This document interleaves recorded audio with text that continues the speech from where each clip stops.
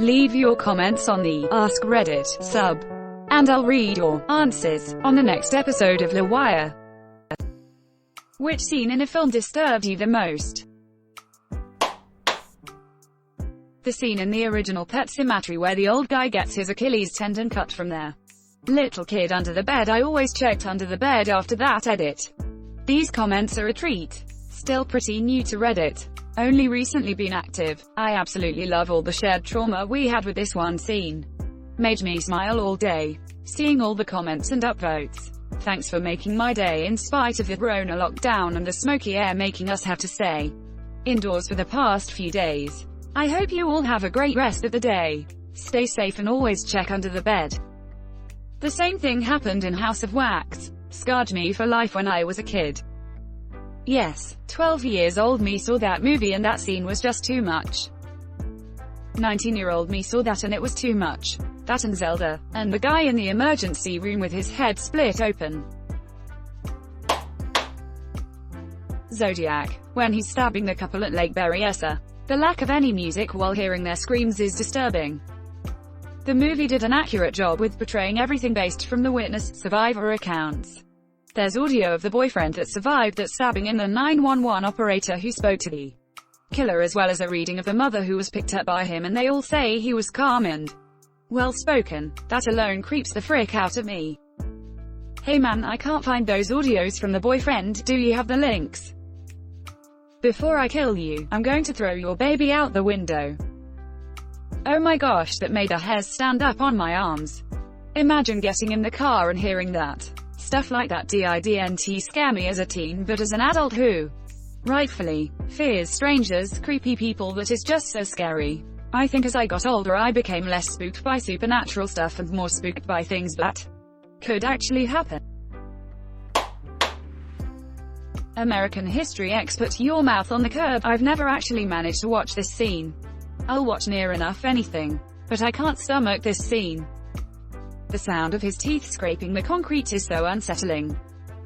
I know people watch movies and say what they would have done, but I would have had to have said, frick you, shoot me, I'm not biting the curb. That's exactly what I thought.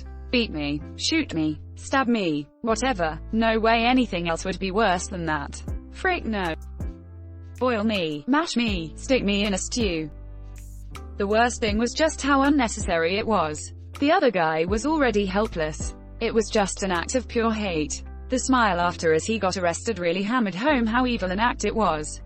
He considered it totally worth it. Here's the link for anyone wanting to put a downer on their day, u2.be. That's worse than I remembered. The sound of his teeth scraping on the concrete. Frick that crap. There's a scene from the movie The Road where the father and his son discover a room full of chained, naked people waiting to be eaten by the cannibals living in the house, and then they run away and they get chased by the cannibals. That scene really traumatized me when I was young. I remember crying so hard when I watched that movie edit. I swear my parents are not bad people, lol. I don't remember exactly since it's been like 10 years, but I'm sure if they knew how intense that movie was, they would not have let me watch it. Woman shrugging, medium light skin tone. Also I was like 13 to 14. Not 8 or something, haha.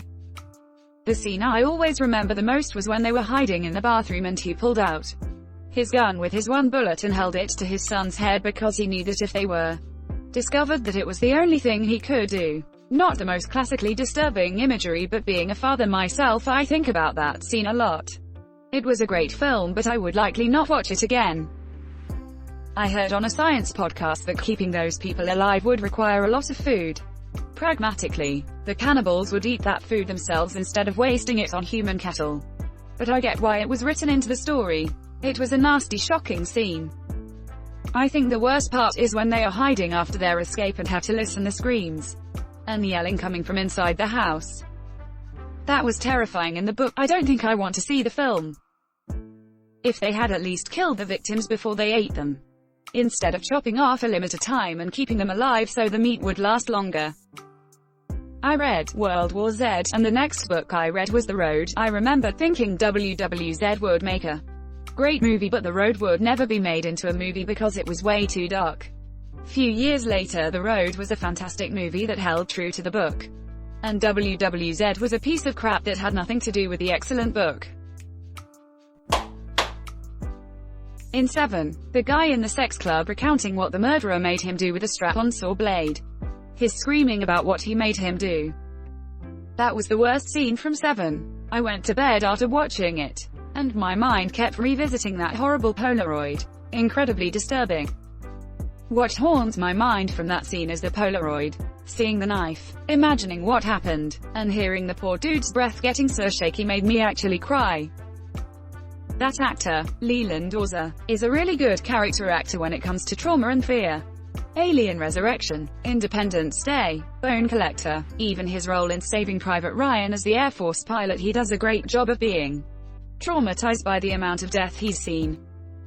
No, the strap-on dildo knife. You need to clarify that the knife was actually a strap-on dildo blade. He made me frick her. So funny story, that was the first movie that made me lose sleep. I was only about 10 when that movie came out and we rented it, my family, for movie night. This before internet trailers and none of us knew what it was about. I remember it being like 3 a.m. and I was just laying in my bed. I get up to get a drink of water and my dad is sitting in the living room. Not sleeping or watching TV, just sitting in the dark. He looks at me, can't sleep.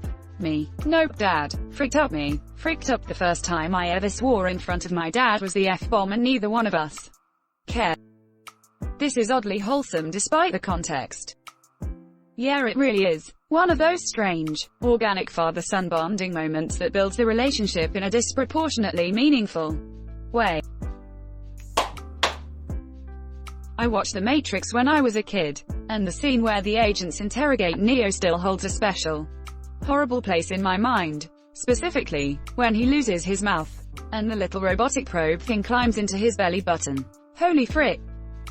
I remember seeing that on TV once and they edited it so when the thing came out of his stomach he goes Jeepers Creepers, and it always cracks me up to think of edit for accuracy. Horrible quality, but I'll save you guys a quick search. The scene in The Mummy where the scarabs crawled under the one guy's skin. I saw it when I was about 8 and it traumatized me. I still have nightmares once in a while about it 20 years later. Jesus Christ, this scene. I was in the field once collecting insect specimens for a project in uni. I lifted a rock and a bajillion Egyptian grain beetles came spewing out. Just like the scene from The Mummy. Nearly freaking shat myself. I was out of there before they could get under my skin. There's an 80s, 90s horror movie called When a Stranger Calls Back. All the spoilers. In the movie, the killer is a ventriloquist who can throw his voice. In the end scene, the protagonist is in a room with the killer, and can hear him but she can't see him. He has painted himself to look like the wall. This scene impacted me for many years. As a single woman living alone, I would walk around my house, trailing my hand along the wall to make sure no one had painted themselves to match my wall. Then don't watch the new Invisible Man. I couldn't shower without throwing a shampoo bottle at their wall for a month. Hey, since edit 1000 plus of you have seen this, now's a great time to challenge or all of you go find a donation website for Oxfam, Save the Children, the Red Cross, or UNICEF and pitch in $1 towards the famine crisis in Yemen.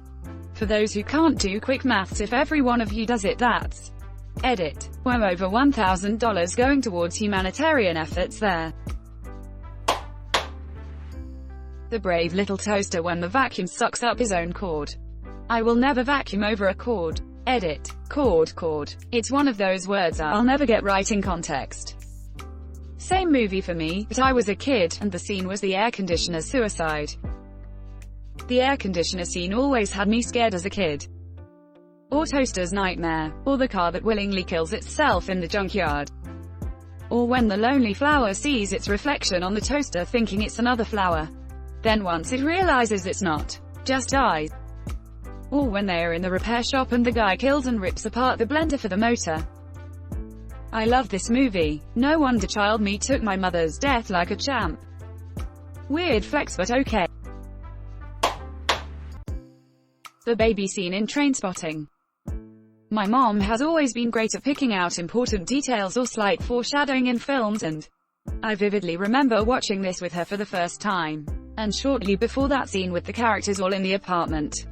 But well before you become aware of the baby's death. She looked at me and said, "Oh frick, the baby stopped crying." Still sticks with me. Edit. As you, Staff and some mild independent research pointed out, my mom and I are wrong by both the book and film. Unless there is a director's cut or something I'm unaware of. The general agreement in the other comments makes me think this might be a result of the Mandela effect. Yes, the entire movie I'm like, man, that baby is just always crying. And then right before that key scene I was like, huh, the baby isn't crying. Yeah, that was disturbing. Holy crap, that's like a sixth mom sense to pick up on that. How do you know she's Ops' sixth mom? The eye sewing shenanigans in Coraline.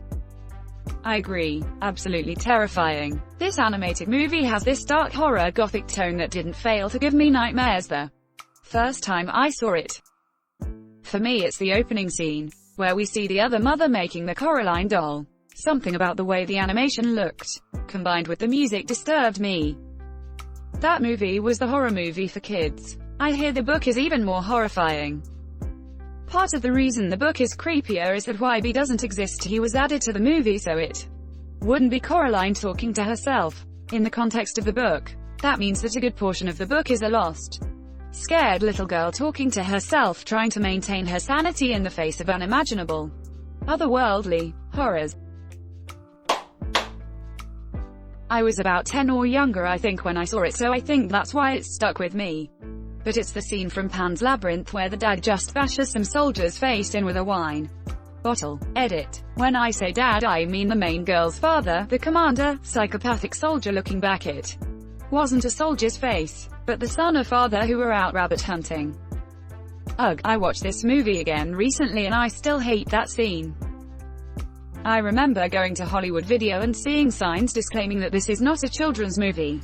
Apparently you were not the only kid who saw it and thought it was going to be like the Labyrinth movie with David Bowie and Jennifer Connelly. This was so horrifying to me at the time because I was so young when I watched it, but the last scene in Cannibal Holocaust where the cannibals assaulted and attacked one of the film crew has just stayed with me since. Frick man, that movie is as real as it gets. Obviously it's all fake, except when they kill the animals on scene. But it's represented realistically. Wasn't there some sort of investigation because the movie asterisks seemed too realistic? Yes, and the director had to bring in the actors to prove they weren't murdered, which included demonstration of how they recreate the impaled woman scene.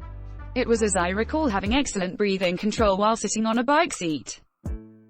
I'm pretty sure I read somewhere that the director made the actors sign agreements that they would basically go into hiding for a year after the movie was released. That way their deaths in the movie would seem more real because no one would be able to find them. Wasn't there controversy over them actually killing some animals on screen? That part with the giant turtle was fricked. Yeah, that turtle actually died. It's been a while since I've seen that movie and have no interest in watching it again. I believe the actor deeply regretted that scene.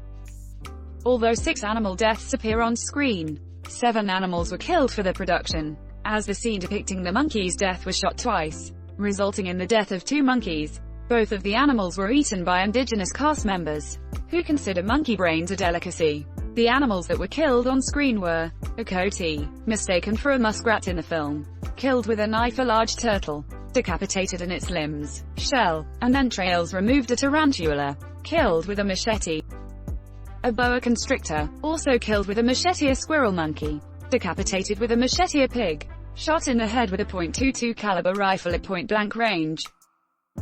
They found creative ways to fake the actors' deaths but couldn't be asked to have fake animal deaths. The frick? You get a boa constrictor to exercise breath control while sitting on a bicycle seat. Bilbo Baggins freaking out over the ring and the Fellowship absolutely ruined the movie for 6-year-old me. Thanks for watching LWIAR, the best of recent r/AskReddit submissions and comments. If you like this video, check out LWIAR too, and don't forget to like and subscribe.